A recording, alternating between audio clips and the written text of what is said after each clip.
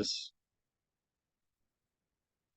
Um, yeah, and then Saturday we're gonna execute it probably like I forgot what I said. I think I said like 7 in the morning maybe. I could be wrong on that. Yeah. All right, let's get started. All right, so purpose of today's lesson is just better prepare candidates for OCS, the comfortability giving op orders, and leading a fire team for small unit leadership evaluations, also known as the SULIs. That's how I'm gonna refer to them from now on. I know when I went and guys who have been, SULIs was like the biggest worry for me. So I just wanted to do this for you guys, so you guys like more comfortable going in. So what is a 5 paragraph order? So it's giving orders on any given mission. So you're explaining in detail where you are and where your fire team is going. It's the purpose of the mission, how you guys are going to execute it, and the enemy situation, and explain using OSMIAC. So common abbreviations used when giving an op order is AO, area of operations. IOT is in order to. O-O is on order. NLT no later than. FT is fire teams, so you can write it down as like FT1, FT2 for like fire team 1, fire team 2, fire team 3. RTR is return fire, take cover, return accurate fire. So that's going to be described more tomorrow when we go over fire team tactics and buddy rushing. So you don't have to worry about that right now. But you might want to have that in your op order. And then CRF is the Centurion Revolutionary Force. So that's going to be our enemy for the Suli. That's the enemy that we use at OCS. Um, and two more is for the squad level. So you guys won't be using this, but at OCS for Sulis 2 and 3, you guys will. So ME is the main effort and supporting effort. Sorry, SE is the supporting effort. And that's just so the main effort is whatever squad is going to be doing like the main work, and the supporting effort is probably just going to be like on the sides, like mainly like flanking. So you guys won't have to worry about that right now, but I should add that in. So OSMIAC is orientation, situation, mission, execution, admin and logistics, and command and signal. And for this presentation, I'm just going to go over all of them, and then I'll show you guys a skeleton that I like to use. So orientation, the purpose of it gives subordinates awareness of the terrain that they will be operating in and how the terrain within the area of operations impacts their mission. And the wickets that it's going to go for this. So let me explain a wicket first. So underneath each part of OSMIAC, you're gonna have these things called wickets, and it's gonna be like kind of like what's in that like that paragraph. So the wickets for orientation is gonna be your current location, which is the grid points for your current location, which will be given to you. And then the objective location is grid points for where you're heading to. So that's probably where like the enemy like bases or like the enemy mortar like enemy mortars are. And then that will also be given to you, and the direction and distance of attack. So it's the azimuth and the meters. So then we have situation, and the purpose is to give details on enemy and friendly units operating in the AO. So the wickets for this one is enemy forces, which is described in T Swelly or salute. I like T Swelly, and it's gonna be size, time, size, unit, activity, location, and equipment. And draw D is going to be defend, reinforce, attack, withdraw, and delay. And for your friendly forces, it's going to be has A or HASA, however you want to say it. And it's going to be higher units of mission, adjacent units, supporting units, and attachments and detachments. So for a situation, the enemy forces T swelling. So the T is time. When were they last seen? The size, how many are there, and it can be explained in terms of a fire team size or squad size. That's usually how it's going to be given. The unit, so which unit organization are they from? Like I said earlier, for our Suli, it's going to be the CRF. And the activity, what are they doing? So like if they're establishing a defensive position, and the location, where were they last seen, and the equipment, what types of weapon and equipment they're using. So it's gonna be like the color of the uniform, like the weapons that they have, just like anything like specific that will be given to you within the order. So, and then we have draw D. So draw D is the enemy's capabilities upon attack. So the first D is going to be defend. So are they capable of or have a limited ability to defend and repel an attack? And reinforce, are they capable of or have a limited ability to reinforce their position? And how long would it take? And the attack, are they capable of or have a limited ability to withdraw if engaged? And the delay, so are they capable of or have a limited ability to delay friendly movement? And that means your friendly movement.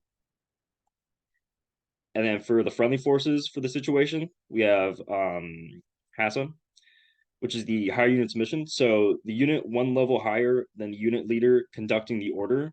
So if a fire team leader is giving the order, then the higher unit leader, then the unit higher would be the squad leader. So for our Sully, when you guys are giving it, you guys are gonna be the fire team leader. And when I'm giving you guys your order, like I would technically be the squad leader, and I would get that from my platoon commander or my platoon sergeant. So then the A is the adjacent units. So that's all other friendly forces in the area, and that would be the fire team level. So it would just be like other fire teams. And supporting units, none, and attachments that detachments are none. So none means that for this Sully, we're not going to have any because at OCS you guys aren't having any. So just keep it simple. You guys don't have to worry about that right now. So we have mission. So it's a concise statement that serves as a unit's goal. It's literally just one sentence. So the 5 W's is who, when, what, where, and why. So the who is your unit. So it's gonna be like your fire team or squad. So you'd say it like fire team 1 or like fire team 2. And if you're at the squad, it'd be like squad 1, squad 2. And then when, so that's where we use that abbreviation of the on order or the no later than. Usually it's gonna be the on order. But like if I'm giving you guys the order as like the squad leader, then it would be no later than. So what? It's what you guys are doing. So you're gonna like destroy, seize, link up, and what it is the enemy has or their position, and then the where is the location, the objective location usually, and your why. So this is going to be your IOT statement, or as stated earlier, it's going to be your in order to statement. So it's going to be like something like in order to prevent further indirect attacks on the AO. So, and the most effective order that I found that I like to use is who, when, what, where, why. And I just find that it flows like a lot more easy. It's a lot easier to understand, especially if you're receiving the order as well. And you always want to repeat this twice because this is like one of the most important ones. So you have execution. So this details on how the unit will accomplish their mission. And the wickets for this one is the commander's intent, concept of operations, and your coordinating instructions. So the commander's intent purpose of this is taken directly from the unit's purpose of the unit's assigned mission after the in order to statement. So this is from your squad leader's in order to statement. So you have the method, which is the unit leader's brief on how to exploit enemies' weaknesses. An example of this would be like a stealthy patrol and like buddy rush the enemy once you're on contact. And then the end state, so it's what the unit leader wants the area to look like after the mission is complete. So like the enemy position is destroyed and AO secured. So this is the PME for the commander's intent for execution. And then now we have the concept of ops wicket. So the two for this one are going to be like the two sub wickets are going to be the scheme of maneuver. And this is a how-to of your plan, like kind of like your game plan, like if you're a football coach, like you're given the game plan on like a whiteboard. So it's how you move, which is like a fire team wedge, fire team column, fire team echelon. And then it's fire and move, then transition to cover and move. And how you will move after the enemy is destroyed, like a hasty 180, ace report, consolidated 360. I know none of that made any sense to you guys right now, but tomorrow it will, because that's what we're going to go over, which is the fire team tactics. So like if you're really wondering like what all this means, just wait until tomorrow, then it'll be clear. And so you have your tasks too. So this is a task for each fire team member. So in each fire team, there's a rifleman, an automatic rifleman, and a grenadier, and then of course the fire team leader. Then each candidate is going to be a point man, a navigator, and a step counter. So you must identify who's going to be who in your fire team in your tasking statements.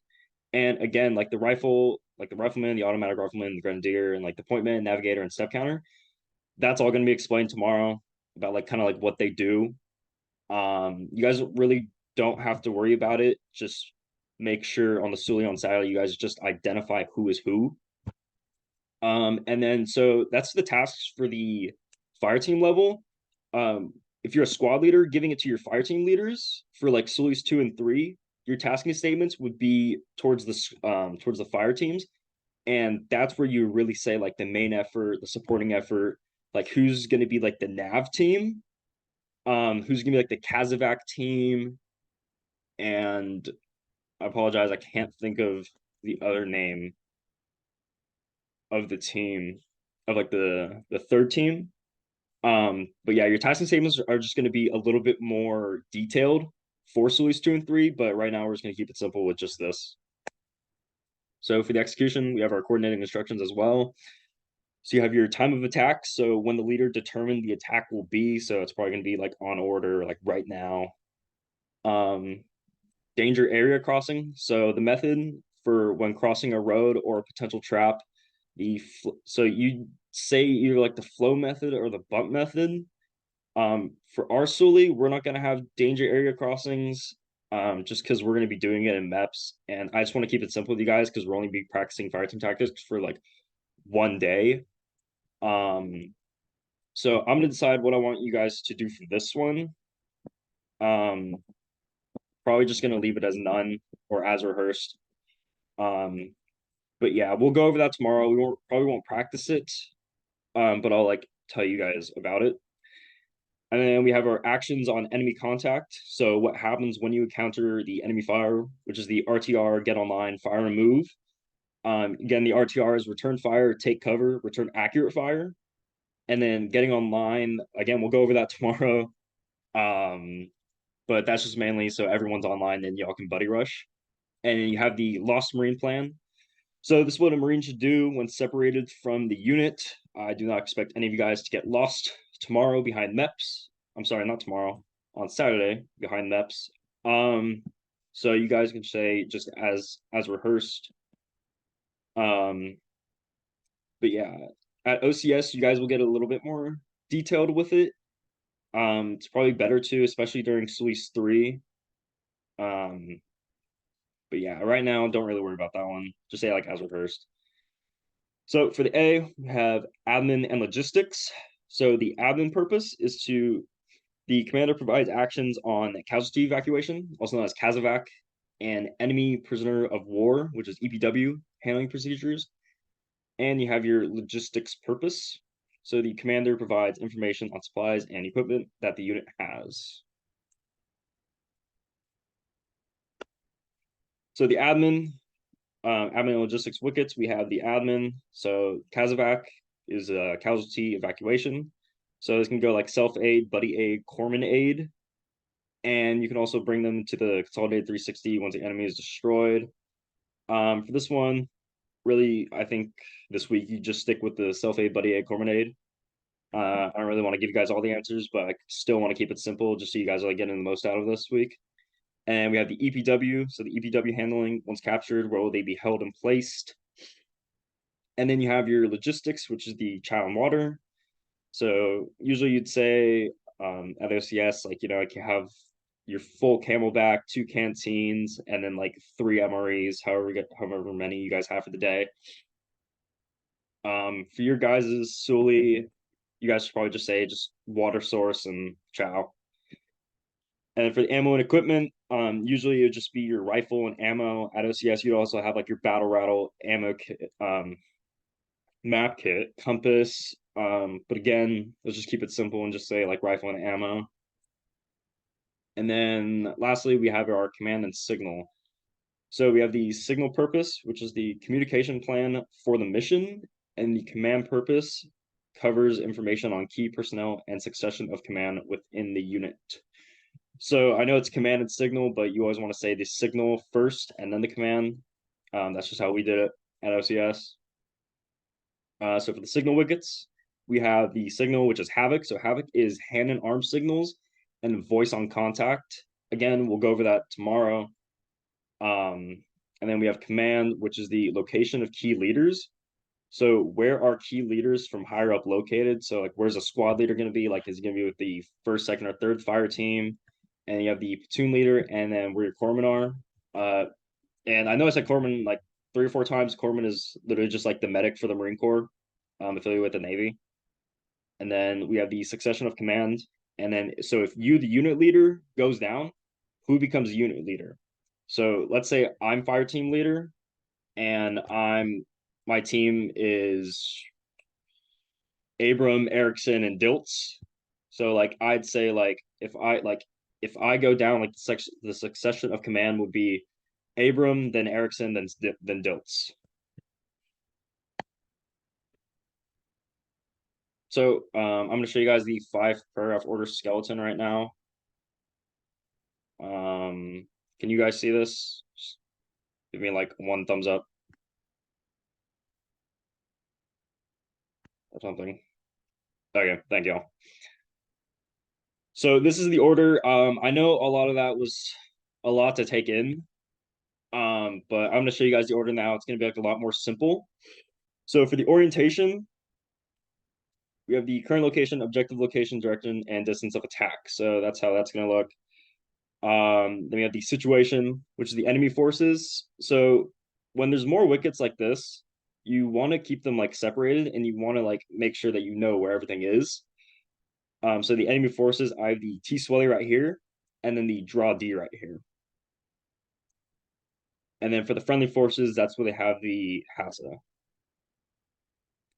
And then the mission right here, again, I have it in order just because it made it easier for me. At OCS, I did it in like the wrong order for Sully 3, so I had to like write down like 1, 2, 3, 4, 5 next to them. But yeah, so just writing in order just makes it a lot easier. Um, then the execution, which is the commander's intent, which is the purpose, method, end state. And we have the concept of ops, which is the scheme maneuver and the tasks. The coordinating instructions, you have the time of attack, danger area crossings, actions on enemy contact, lost marine plan. And then admin and logistics, you get the admin, CASVAC, EPW, logistics, chow and water, ammo and equipment. You have the command and signal. You have the signal, command, and then the location of the key leaders. So the signal is literally just going to be one thing, which is just havoc. But yeah, so that's the skeleton. At OCS, you will not be able to print one. I'll make that very clear. So do not, like, if you're gonna go to OCS, fucking Tyranny and Famous Huck, do not print this one out. You guys will either get it taken away from you. Yeah, throw your hands up. You guys will either get it taken away, or probably in trouble. I don't know what happens. Just don't do it. But for tomorrow, sorry, tomorrow, for Saturday's purpose, you guys can print this one out. Okay. Um, I will send you guys like the link for this, and you guys can like print it out. But if we're ever gonna do this again, I'm probably gonna have you guys write it out. So for Saturday's purpose, I'll let you guys print this out. If you guys want to get really fancy with it, y'all can like laminate it and put like tape, like clear packing tape over it, and then get like a matte pen or like a dry erase, and then write over it if you guys want to get really fancy with it and it doesn't get that damaged. I can show you guys that after if you guys want. But yeah. And also to make it easier, don't have 2 pages when you print it out. Try and do it like back and forth just so it's less that you're dealing with. But yeah, so that's how a skeleton should look.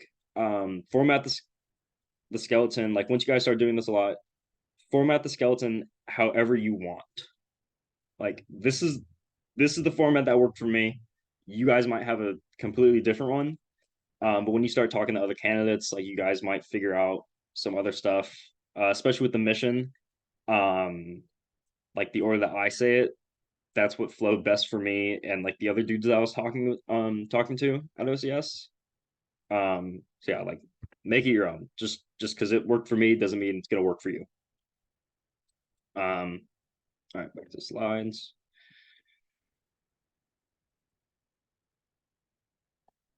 All right. So how an order should be given. So you got to speak clearly and at a speed that allows subordinates to fully understand the situation and the mission. And you also have to be confident in your plan and have good body language because that's also going to be graded at OCS, and that's also what I'm going to be looking for in you guys. Because I mean, if you're not confident in your plan, you can't really expect others to be confident in your plan. And if you have good body language, it just shows that you guys are confident. And another thing too is to hold all questions to the end when being briefed. So if the evaluator is giving you guys your frago, which I did not put in the slides, and I will talk about that in a little bit. Um, so when he's giving you guys the frago, which is a change in the plans, like don't ask him something like right away. Wait till he's done, and then you ask him. And then if you're the fire team, and let's say Thamasuk's giving me the order, like don't ask, like I wouldn't ask him a question like while he's like giving the mission or whatever like that. Like you have to wait until the end. Just because it makes it easier for the evaluator to evaluate, and also it's just, don't be rude. So that's the end of my slides. I know this was pretty short, um, but I think I went over everything pretty good. Real quick, so the Frago, like I said, it's gonna be changing your orders. So I'm gonna give you guys the order tomorrow. Santa Cruz guys, I'm gonna give it to Goldschmidt, and he's gonna give it to you. Um, yeah, so some things are going to change in your order. Don't expect everything to be the same. Like for all you guys have the same thing. So what's probably going to change, I will give you guys the hints right now, is probably your mission. Your situation might change a little bit. Um,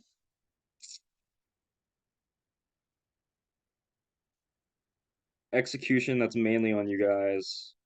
So it's mainly just the situation, and the mission kind of goes along with that. Um, Herman and Thamasuk might change a little bit more for you guys because you guys are special. Just because you guys are going. Um, but yeah, again, and all the fire team stuff, again, like I'm gonna go over that all tomorrow. So if you didn't know anything from like the consolidated 360, or like an ACE report, or like fire and move, or like the formations for a fire team, don't worry about it. We're gonna go over it tomorrow. But yeah, so I'm done talking right now. Does anybody have any questions?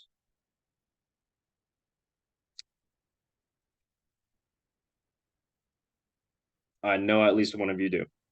I know you went over, or you said you were going to go over like formations tomorrow, but is an echelon the same as a skirmisher's left and right, or no? Dude, honestly, I think it's literally the same thing. Okay, In gotcha. my opinion, it looks the exact same. It Okay, was just stuff I just remembered. But yeah. cool. Thank you. Uh, Joshua? Yep. Oh, what time tomorrow at the office? 1700 normal PT time. I won't be able to make it because I have class at that time. Okay. Um, Yeah. are you Santa Cruz? San Jose. You San Jose? All right, that was a dumb question, actually. Hang on, give me 1 second.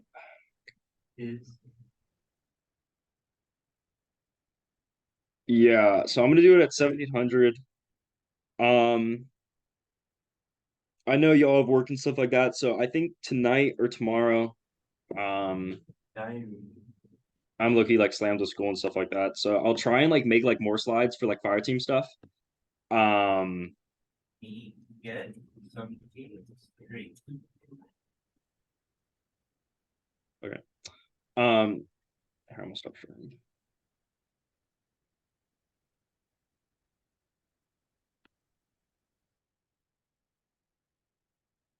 Okay, sorry.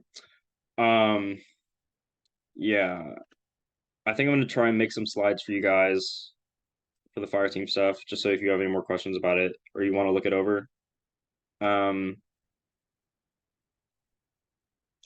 Yeah, I think that's what I'm gonna do. Yeah. All right. Anybody have any more questions about the 5 paragraph order? What we're doing this week? So tomorrow is Yeah, just fire team tactics and the brief. So we need to bring a paragraph tomorrow.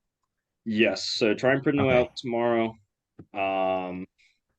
Tomorrow is boots and utes. If you guys don't have boots and utes, just wear like hiking gear, kind of what we wore to the CFT down in, where was it, like Stanford? Yeah. Yeah, we're gonna do it on top of the garage. There will be no PT, just learning about fire team tactics. Okay. I have a question. How do you talk about friendlies or enemies? Like, can you give me an example of how you talked about it during Yeah. your Sully?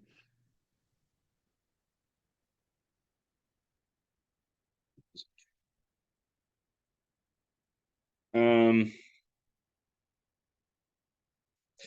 on, give me 1 second. Let me try and find it real fast.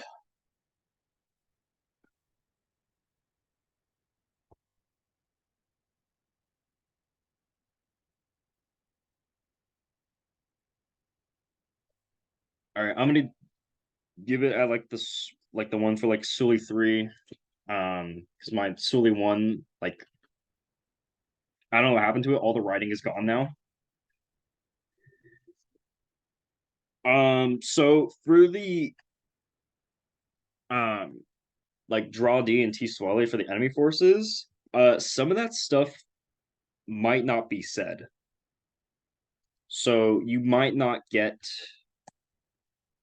the defend, like you might not get the reinforce, and don't just make it up. You know, like if I don't give it to you, don't make it up. Like only say like what I tell you. So for like the enemy forces, probably be about like 4 hours ago. Like a fire team size like unit of like the CRF force, we're establishing like a lookout point at like MA Buffalo, and they were wearing like they had Soviet style arms and green camis. Um just kind of like that. I know it wasn't that good, sorry. And then like for like the draw D part for, so you probably wouldn't, I don't have a defend one on this one.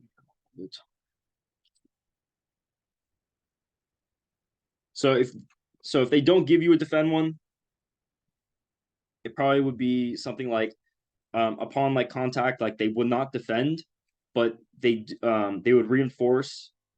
They have reinforcements 20 minutes away, with a limited small size south of first platoon, and then to delay that they would use an enemy machine gun or just a machine gun.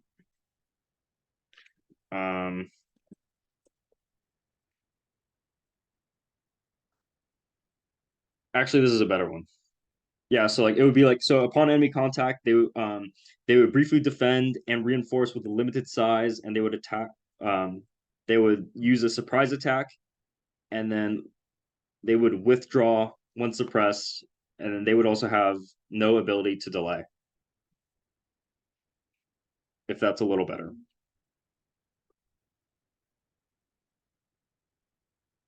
Yeah, y'all see where I'm getting at? Yeah, thank you. Yeah. For the friendly forces, probably just say something like higher units mission. So I'm gonna say first platoon, but for you guys, it'd probably be like first squad. First platoon is to clear MA3, and the adjacent units is second squad and third squad. Supporting units, none. Attachment, detachments, none. Yeah, so like again, like when you guys talk, like you guys have to be like very punctual and like very clear. That's also another big thing that we'll be looking at. Anything else?